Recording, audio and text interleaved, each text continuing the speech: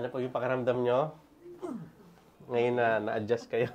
Hindi na masakit yung ganito kapag tumutuwid ako. Kasi dati pag tumutuwid ako, kapag ganun ako, masakit na Masakit siya. Kanina yan. Oo, yung kanina. Ngayon, hindi na? Hindi na siya. Parang naging fresh yung ano ko, yung ganun ko, pag ganun ko. Good. Ma'am, ano masasabi mo sa aming clinic?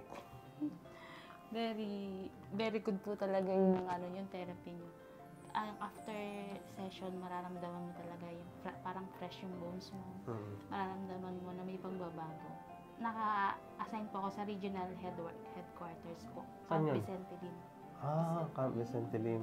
Okay, ma'am, congratulations po. Salamat sa pagpunta. Balita ko si Mami nabanggit. Sino pupunta rito pang polis?